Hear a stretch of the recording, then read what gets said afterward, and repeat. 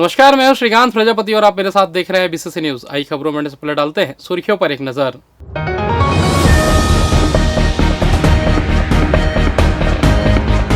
राज्यपाल ने अचानक मार्का किया भ्रमण, रतनपुर में महामाया के किए दर्शन। स्कूलों में पौष्टिक पोषण आहार की पहल, न्योता भेज की मुहिम। फिर कई यात्री ट्रेनें की गई रद्द, यात्रा से पहले करें इंक्वायरी। होली में हुड़दंगियों का पुलिस से विवाद, आरोपियों पर हुई सख्त कार्रवाई। तो ये थे सुर्खियां, अब खबरें विस्तार से। राज्यपाल रमेन ढेका ने मुंगेली जिले के प्रसिद्ध अचानकमार टाइगर रिजर्व का दौरा किया। इस दौरान उन्होंने जंगल सफारी का आनंद लिया और वनांचल की प्राकृतिक सुंदरता की सराहना की। उन्होंने प्राकृतिक वातावरण में वन्य जीव के संरक्षण को प्रोत्साहित किया। दौरे के दौरान राज्यपाल ने आदिवासी अंचल की महिलाओं द्वारा तैयार की गई कलाकृतियों की प्रशंसा की। उन्होंने बैगा और गोंड जनजाति की पारंपरिक ट्राइबल पेंटिंग्स तथा स्थानीय हस्तशिल्प को विशेष रूप से सराहा। राज्यपाल श्री ढेका ने सिहावल क्षेत्र में वन्य प्राणी संरक्षण को और मजबूत करने के लिए आवश्यक सुविधाएं बढ़ाने के निर्देश दिए। उन्होंने जंगली हाथियों के प्रशिक्षण एवं प्रबंधन के लिए भी आवश्यक दिशा निर्देश प्रदान किए। इस दौरान DDATR ने बताया कि यह क्षेत्र हिरण, हाथी, टाइगर सहित अन्य वन्य प्राणियों के विचरण का प्रमुख क्षेत्र है। गौरतलब है कि मुंगेली जिले का सिहावल क्षेत्र मनियारी नदी का उद्गम स्थल भी माना जाता है। इस अवसर पर कलेक्टर कुंदन कुमार द्वारा राज्यपाल को जनजातीय कला पर आधारित स्मृति चिन्ह एवं प्राकृतिक कोसे से निर्मित शॉल भेंट कर सम्मानित किया गया। इस अवसर पर field director Abhishek Singh, ADC ओम भविष्यकर, वरिष्ठ पुलिस अधीक्षक Bhojram Patel, DDATR UR Ganesan, CEO जिला पंचायत प्रभाकर पांडे सहित स्वास्थ्य विभाग, लोक निर्माण विभाग, फूड एवं राजस्व विभाग सहित विभागीय अधिकारी कर्मचारी उपस्थित रहे। छत्तीसगढ़ के राज्यपाल रमेन ढेका अपने 2 दिवसीय बिलासपुर प्रवास के दौरान ऐतिहासिक नगरी रतनपुर स्थित प्रसिद्ध मां महामाया मंदिर पहुंचे, जहां उन्होंने विधि विधान से पूजा अर्चना कर प्रदेशवासियों की सुख शांति, समृद्धि और राज्य के सर्वांगीण विकास की कामना की। मंदिर परिसर में राज्यपाल के आगमन को लेकर विशेष तैयारियां की गई थी और प्रशासनिक अधिकारियों के साथ मंदिर प्रबंधन के सदस्यों ने उनका आत्मीय स्वागत किया। राज्यपाल श्री ढेका ने मां महामाया के दर्शन कर प्रदेश में शांति, समृद्धि और खुशहाली की प्रार्थना की। इस अवसर पर उन्होंने कहा कि छत्तीसगढ़ निरंतर विकास की दिशा में आगे बढ़ रहा है और मां महामाया के आशीर्वाद से प्रदेश में प्रगति की गति और तेज होगी। उन्होंने विश्वास जताया कि राज्य के लोग सुखी और समृद्ध जीवन व्यतीत करेंगे, यही उनकी कामना है। मंदिर प्रबंधन की ओर से ट्रस्टी ओम प्रकाश तंबोली और संतोष शुक्ला ने राज्यपाल श्री ढेका का स्वागत करते हुए मां महामाया की तस्वीर और चुनरी भेंट कर सम्मानित किया। राज्यपाल ने मंदिर के धार्मिक और ऐतिहासिक महत्ता की भी सराहना की तथा मंदिर परिसर में मौजूद श्रद्धालुओं का अभिवादन स्वीकार किया। इस दौरान जिला प्रशासन के वरिष्ठ अधिकारी, पुलिस प्रशासन के अधिकारी, मंदिर प्रबंधन समिति के सदस्य तथा बड़ी संख्या में श्रद्धालु उपस्थित रहे। राज्यपाल के आगमन से मंदिर परिसर में भक्तिमय वातावरण और उत्साह का माहौल देखने को मिला। मैं मंदिर दर्शन किया है और परम शांति मिला है। मैं छत्तीसगढ़ वासी और देशवासी के लिए सुख और शांति और समृद्धि के लिए प्रार्थना किया है। हम आशा करते हैं अभी छत्तीसगढ़ प्रगति पथ में है। महामाया और कृपा करेगा और प्रगति का पथ पे रहेंगे। इधर न्यायधनी बिलासपुर में इस वर्ष होली का त्यौहार शांतिपूर्ण और सुरक्षित माहौल में संपन्न हुआ। पुलिस प्रशासन की सख्ती और पहले से की गई तैयारियों का असर साफ तौर पर देखने को मिला, जहां जिले में कहीं भी किसी भी प्रकार की अप्रिय घटना की सूचना नहीं मिली, जिससे प्रशासन ने राहत की सांस ली। पुलिस अधिकारियों के अनुसार होली के दौरान शांति व्यवस्था बनाए रखने के लिए 1 सप्ताह पहले ही व्यापक रणनीति तैयार कर ली गई थी। शहर के संवेदनशील इलाकों और बाहरी सीमाओं पर अतिरिक्त पुलिस बल तैनात किया गया था ताकि किसी भी तरह की अव्यवस्था को रोका जा सके। अतिरिक्त पुलिस अधीक्षक शहर पंकज पटेल ने बताया कि पुलिस का फोकस हुड़दंगियों और नशे की हालत में वाहन चलाने वालों पर था। इसके लिए होली के पहले और मुख्य पर्व के दिन शहर के प्रमुख चौक चौराहों पर सघन चेकिंग अभियान चलाया गया। चेकिंग के दौरान पुलिस ने संदिग्ध लोगों की तलाशी ली, जिसमें कुछ स्थानों से घातक हथियार भी बरामद किए गए। वहीं जिले के कुछ हिस्सों से आपसी विवाद और छोटी मोटी झड़पों की खबरें भी सामने आई, जिन पर पुलिस ने तुरंत कार्रवाई करते हुए अपराध दर्ज किया। पुलिस अधिकारियों का कहना है कि कानून व्यवस्था को हाथ में लेने वालों के खिलाफ सख्त कार्रवाई की गई है। बिलासपुर पुलिस की सक्रियता और लगातार गश्त के कारण शहरवासियों को सुरक्षित माहौल में होली मनाने का अवसर मिला है। होली के त्यौहार को ध्यान में रखते हुए जिला पुलिस के द्वारा वृहद स्तर पर पुलिस व्यवस्था लगाई गई थी और लगभग शांतिपूर्ण तरीके से ही होली संपन्न हुआ। कहीं पे भी कोई बड़ी घटना सामने नहीं आई है। छुटपुट सभी थानों में छुटपुट कुछ मारपीट की घटनाएं सामने आई थी, जिसमें सभी में FIR लिया गया है। आरोपियों की अरेस्टिंग की गई है। साथ ही में उनमें दोनों पक्षों के ऊपर प्रतिबंधात्मक कार्रवाई भी की जा रही है। जिले में न्योता भोज योजना को वनांचल तक पहुंचाने का अभिनव पहल शिक्षा विभाग के पूर्व ADP और वर्तमान में शासकीय उच्चतर माध्यमिक विद्यालय जेवरा के प्राचार्य रामेश्वर जायसवाल ने किया। उन्होंने अपने पुत्र के 25वें जन्मदिन के उपलक्ष्य में जेवरा स्कूल में न्योता भोज का आयोजन किया गया था, जिसका लुत्फ उठाने के बाद बच्चों के चेहरे खुशी से खिल उठे। शासकीय उच्चतर माध्यमिक विद्यालय जेवरा में गुरुवार को मध्याह्न भोजन का नज़ारा कुछ अलग था, जहां बच्चों के चेहरों की खुशी देखते ही बनती थी। थाली में विशेष व्यंजन के साथ फल और मिष्ठान पाकर बच्चों में खासा उत्साह देखने को मिला। आपको बता दें, इस खुशी को मूर्त रूप देने शिक्षा विभाग के पूर्व एडीपीओ और वर्तमान में शासकीय उच्चतर माध्यमिक विद्यालय जेवरा के प्राचार्य रामेश्वर जायसवाल की महती भूमिका रही, क्योंकि इस पूरे आयोजन के आयोजनकर्ता वह स्वयं थे, जिन्होंने अपने बेटे शशांक जायसवाल के 25वें जन्मदिन को अपने वर्तमान कार्यरत संस्था शासकीय उच्चतर माध्यमिक विद्यालय जेवरा के ही स्कूली बच्चों के साथ साझा करने का निर्णय लिया, जहां पूर्व एडीपीओ रामेश्वर जायसवाल ने अपनी पत्नी के साथ सभी बच्चों को नियमित मध्याह्न भोजन के साथ पौष्टिक खीर, फल, पूरी, छोले, छत्तीसगढ़ की प्रसिद्ध टमाटर की चटनी सहित चॉकलेट और मिठाई परोसा, जिसे खाकर सभी बच्चे मंत्रमुग्ध हो गए। इसके पूर्व स्कूली बच्चों ने लोक नृत्य की शानदार प्रस्तुति दी।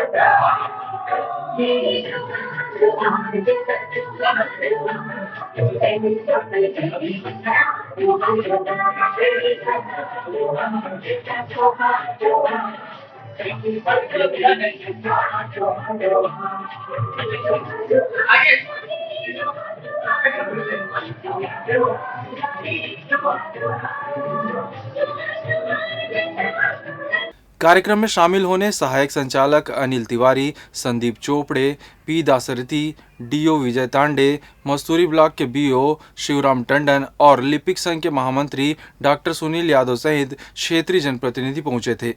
इस दौरान जेवरा स्कूल के सहायक ग्रेड 2 कृष्ण कुमार पाटनवार को अतिथियों द्वारा सेवानिवृत्ति होने के उपलक्ष्य पर सम्मानित किया गया, जहां उनके कार्यकाल की उपलब्धियों को याद कर उनके सेवानिवृत्ति उपरांत के जीवन काल को स्वस्थ रखने की कामना की गई।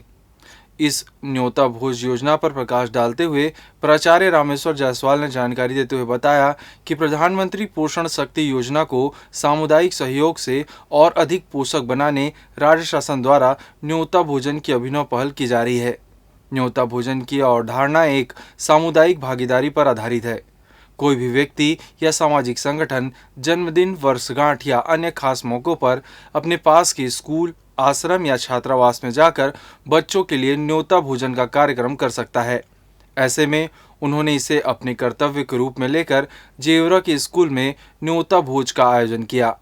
वहीं इस आयोजन की तारीफ करते हुए सभी अतिथियों ने कहा कि सभी के लिए प्रेरणा लेने का विषय है, जहां समाज के सक्षम और प्रतिष्ठित लोगों को भी इसमें बढ़ चढ़कर हिस्सा लेना चाहिए।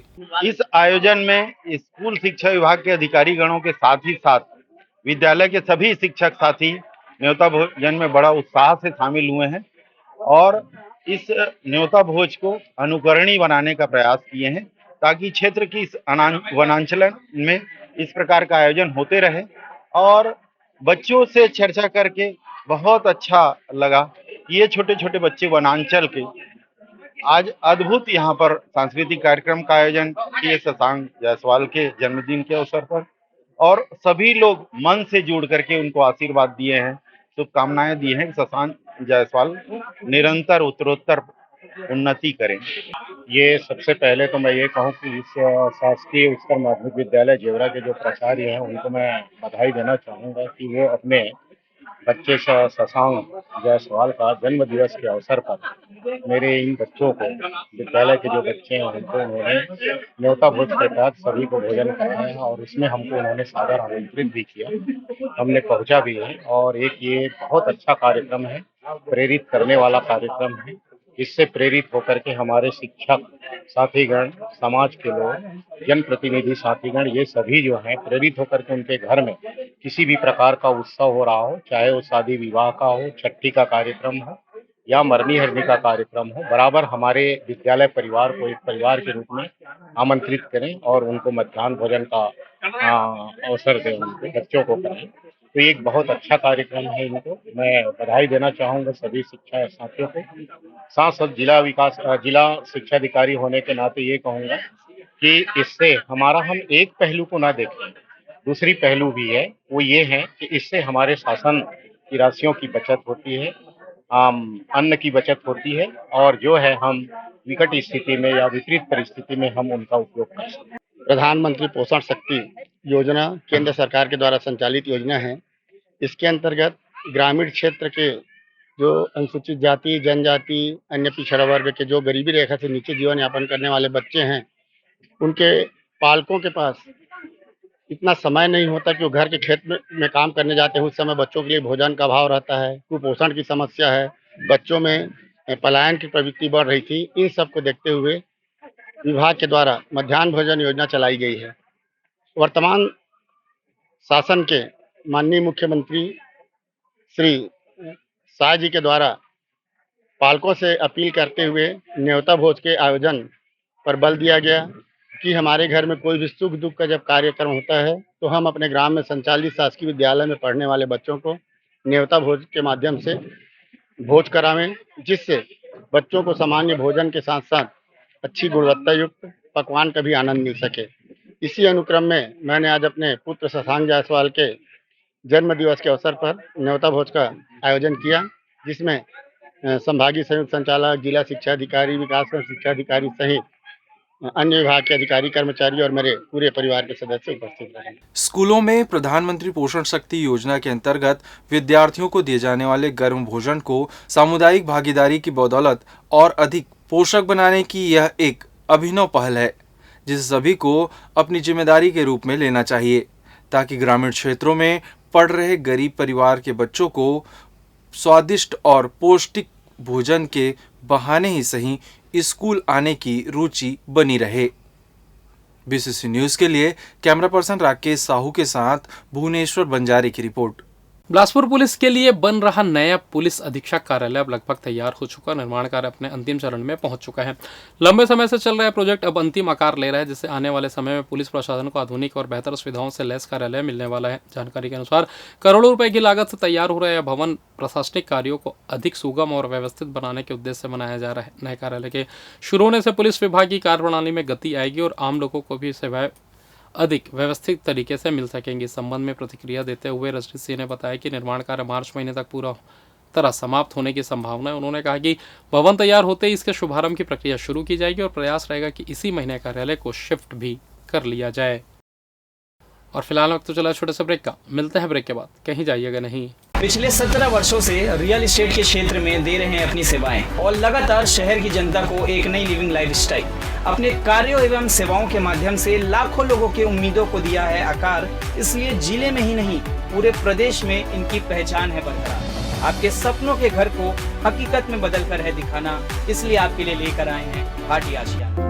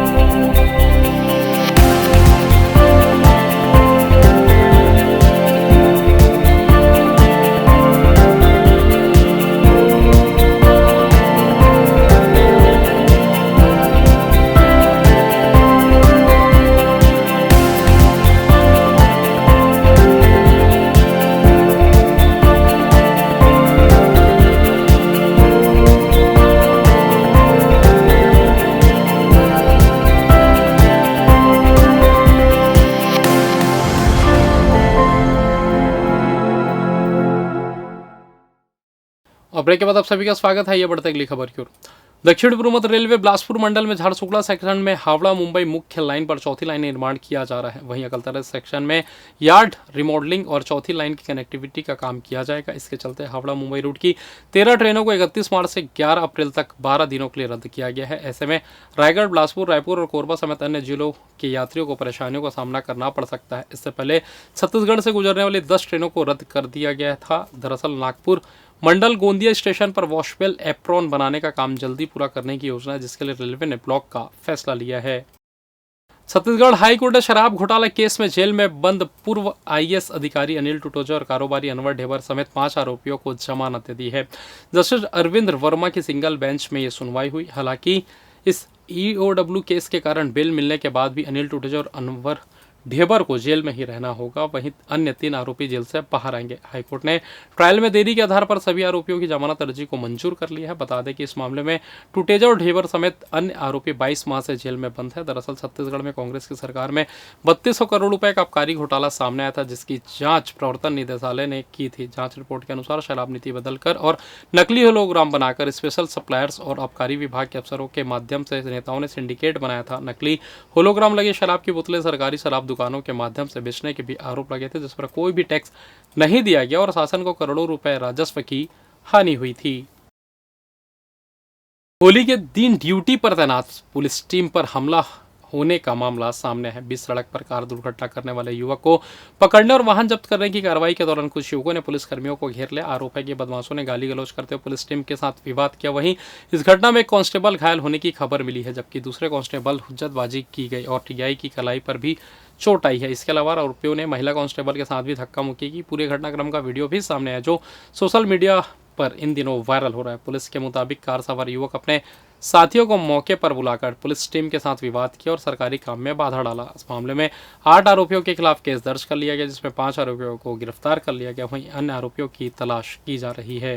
बिल्हा थाना क्षेत्र के निपनिया का मामला है, जहां पे कुछ आरोपियों को पुलिस अरेस्ट करने गई थी, तो जिसमें वहां पे पुलिस टीम के साथ बहसबाजी और उसको शासकीय कार्य करने से रोका गया था। तो इसमें पुलिस की टीम के द्वारा सख्त कार्रवाई की गई है। 5 लोगों को गिरफ्तार किया गया है और पुलिस का काम कानून व्यवस्था बना के रखना है। हम और इस काम में अगर कोई भी व्यवधान उत्पन्न करता है या अनावश्यक कानून व्यवस्था बिगाड़ने की कोशिश करता है, तो उसमें लगातार ऐसी ही सख्त कार्रवाई की जाएगी। पुराने समय में होली का उत्सव आज की तुलना में बहुत अलग और प्राकृतिक होता था। आज जब हम रसायन भरे रंगों का उपयोग करते हैं, तो अक्सर हम पूर्वजों की उन सुंदर परंपराओं को भूल जाते हैं जो पूरी तरह से प्रकृति पर आधारित थी। एक समय था जब होली खेलने के लिए पलाश या टेसू के फूलों का ही मुख्य रूप से उपयोग किया जाता था। ये फूल न केवल देखने में सुंदर होते हैं, बल्कि इनके रंग से बनी होली स्वास्थ्य के लिए भी एक वरदान की तरह काम करती थी। इतिहास और पौराणिक कथाओं के अनुसार ब्रज की होली में टेसू के फूलों का महत्व सबसे अधिक रहा है। भगवान श्री कृष्ण और राधा रानी के समय में इन फूलों को पानी में उबालकर सुंदर केसरिया रंग तैयार किया जाता था। वसंत ऋतु के आते ही जब जंगलों में फूल खिलते हैं, तब गांव के लोग इन्हें इकट्ठा करके सुखा लेते थे। उस दौर में रंग बनाने के लिए किसी रासायनिक विधि का सहारा नहीं लिया जाता था। हमारे ग्रंथों में उल्लेख मिलता है कि फूलों से बनी होली मन की सहजता और प्रेम को बढ़ाने वाली होती है। पुराने समय में इन फूलों का रंग बहुत गहरा होता था, जो त्वचा को प्राकृतिक निखार देने की शक्ति रखता था। ब्रज की गलियों में टेसू के फूलों की वह खुशबू और परंपरा के प्रति सम्मान आज भी याद किया जाता है। आपको बता दें कि वसंत के मौसम में जब वातावरण बदलता है, तो शरीर में चर्म रोगों का संक्रमण होने की आशंका बढ़ जाती है। पलाश के फूलों में ऐसे प्राकृतिक गुण होते हैं जो त्वचा की समस्याओं को दूर करने में मदद करते हैं। जब इन फूलों से बने रंगों से होली खेली जाती थी, तो वह शरीर के लिए किसी औषधि की तरह काम किया करती थी। जंगलों को, खेत खलिहान को आप देखेंगे तो यह अनेक प्रकार की वनस्पतियों से परिपूर्ण है। अभी चैत्र का वासंती ऋतु का जो मौसम चल रहा है, यहाँ पर गांव के खेत खलिहानों में टीसू के फूल फूले हुए हैं। टीसू फूल मूलतः पलाश या परसा के पेड़ के नाम से जाना जाता है। टीसू फूल का न केवल औषधि महत्व है, बल्कि हमारे प्राचीन काल से ही श्रृंगार रस के कवियों ने टीसू को मादकता का, स्नेह का और प्रेम का पुष्प माना है। होली और रंग पंचमी में मूलतः भगवान श्री कृष्ण के जमाने से ही टेसू के फूल को गर्म पानी से भिगा करके रंग बनाने की परंपरा हमारे देश में चली आ रही है। विशेष करके बिलासपुर जिले में टीसू के फूल के रंगों के द्वारा ही होली खेली जाती है। यहाँ तक कि बिलासपुर के जो वेंकटेश मंदिर वगैरह हैं, वहाँ से टीसू के फूल का रंग ब्रजमंडल में भी भेजा जाता है, जहाँ पर भगवान श्री कृष्ण को टीसू फूल के रंगों के द्वारा होली खिलाई जाती है। और टीसू का जो फूल है, इसको लेकर के छत्तीसगढ़ इनकी परंपरा के साथ में एक जुड़ा हुआ है। एक लोक परंपरा प्राचीन काल के साथ में इनका लेकर के आज तक के वर्तमान समय तक के टीसू के फूल से होली खेलने की भी परंपरा लगातार चली आ रही है। साथ ही साथ में इसके बहुत सारे औषधि महत्व भी हैं। औषधि महत्व इस दृष्टि से कि इनके फूल के साथ में यदि आप इनको सुखा करके और एक पाउडर फॉर्म के रूप में जब लेते हैं, स्किन में लगाते हैं, तो स्किन जो है वो एक तरीके से चिकना और मतलब बहुत सारे जो स्किन की जो बीमारी है, इनसे भी दूर करने का काम आता है इसका।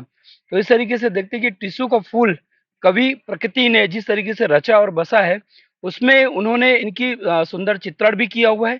और आप जिस क्षेत्र में हम लोग देख रहे हैं, ये मैकल श्रेणी का पर्वत है और इसमें पूरा छत्तीसगढ़ के अधिकांश जगहों में जो वन का प्रतिशत बढ़ा है, इसमें टिश्यू और ये परसा का जो पेड़ बोलते हैं, ये इनके साथ में लगा रहता है। एक दूसरा एक आर्थिक महत्व और मैं बताना चाहता हूँ, इसमें जो परसा का पेड़ है, इसमें लाख की खेती ग्रामीण जन के अंचल में करते हैं। लाख की खेती से करने के पश्चात जो स्क्रैप निकलता है, चूड़ी और तमाम तरीके के जो वस्तु हमारे उत्पाद में, मानव उत्पाद में बनते हैं, वो बनते हैं। तो इस तरीके से इनके पेड़ का महत्व, इनके फूल का महत्व औषधि के रूप में मिलता है, जो कि बहुत ही एक अच्छा हमारे परंपरा के साथ में जुड़ा हुआ, लोक जीवन से जुड़ा हुआ विषय है। बिला विकासखंड के ग्राम गढ़वत से प्रधानमंत्री आवास योजना को लेकर एक बड़ा मामला सामने आया, जहां योजना के तहत मिलने वाली मजदूरी राशि में गड़बड़ी और हेराफेरी के गंभीर आरोप लगे हैं। ग्रामीणों को कहना है कि गांव के रोजगार सहायक ने करीब 153 हितग्राहियों की मजदूरी राशि में फर्जीवाड़ा किया है। आरोप है कि जिन लोगों को प्रधानमंत्री आवास योजना के तहत मजदूरी मिलनी थी, उनकी राशि सीधे उनके खातों में नहीं भेजी गई, बल्कि बिना उनकी जानकारी और सहमति के यह पैसा कुछ चहेते मनरेगा मजदूरों के खातों में ट्रांसफर कर दिया गया। ग्रामीणों के अनुसार यह गड़बड़ी पिछले 3 वर्षों से लगातार की जा रही थी। पीड़ित हितग्राहियों ने इस मामले की शिकायत जिला कलेक्टर से करते हुए बताया कि रोजगार सहायक राकेश सिदार इस पूरे मामले में शामिल है। शुरुआती जांच में करीब 60 हितग्राहियों के नाम सामने आए हैं, लेकिन ग्रामीणों का कहना है कि अगर निष्पक्ष जांच कराई जाए तो प्रभावित लोगों की संख्या और भी बढ़ सकती है। ग्रामीणों ने यह भी आरोप लगाया कि जब उन्होंने अपनी मजदूरी के बारे में सवाल किया तो रोजगार सहायक ने जवाब देने के बजाय अभद्र व्यवहार किया। इस पूरे मामले में करीब 8 से 10 लाख रुपए की गड़बड़ी की आशंका जताई जा रही है। हालांकि इस मामले में जिला पंचायत सीईओ संदीप कुमार अग्रवाल का कहना है कि शिकायत के बाद जांच कराई गई थी और जिन लोगों ने शिकायत की थी, उन्होंने लिखित में बताया कि उन्हें राशि मिल चुकी है। अब इस मामले को लेकर गांव में चर्चा और सवाल लगातार उठ रहे हैं। जी, मैं ग्राम गढ़वट विकास खंड बिल्हा, जिला बिलासपुर से आया हूँ। हमारे गांव में जो रोजगार सहायक है राकेश कुमार सिदार, उसने क्या किया है, जो प्रधानमंत्री आवास योजना का हितग्राही है, उसमें जो मजदूरी का भुगतान होता है 22,000 रुपये, उसको थोड़ा बहुत को हितग्राही के खाते में डाला है, 2-4 हज़ार को, बाकी को दूसरे के खाता में डाल दिया है। आधा पैसा मुझको देना, आधा आप रख लेना, ऐसा करके लगभग 153 हितग्राही है हमारे गांव में। उसमें से मुश्किल से 10 हितग्राही का कंप्लीट हुआ होगा कि पूरा 22,000 रुपया पाया होगा, बाकी सब का अधूरा है। क्या बोलेगी? उससे पूछने पर बोलता है आएगा पैसा, आएगा आएगा, ऐसा करके घुमा रहा था 6-7 महीने से। अब हम लोग अपने स्तर में कुछ पता किए तो पता चला कि इस खाते में गया, इस खाते में गया। फिर उसको हम लोग पंचायत में बुलवाए। बुलवाने के बाद बोलता है मेरे आईडी से नहीं हुआ है, कोई और डाला होगा, मैं नहीं जानता। जाओ जहाँ जाना है जाओ, कर लो। अधिकारी क्या बोले?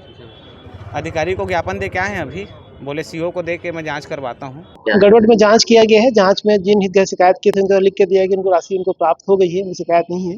लेकिन फिर भी क्योंकि शिकायत प्राप्त हुई है तो जांच को हम आगे और बढ़ा रहे हैं, जांच की जाएगी। और फिलहाल इस बुलेटिन में बस इतना ही। मुझे दीजिए इजाजत, फिर होगी आपसे मुलाकात। तब तक देखते रहिए BCC न्यूज़। नमस्कार।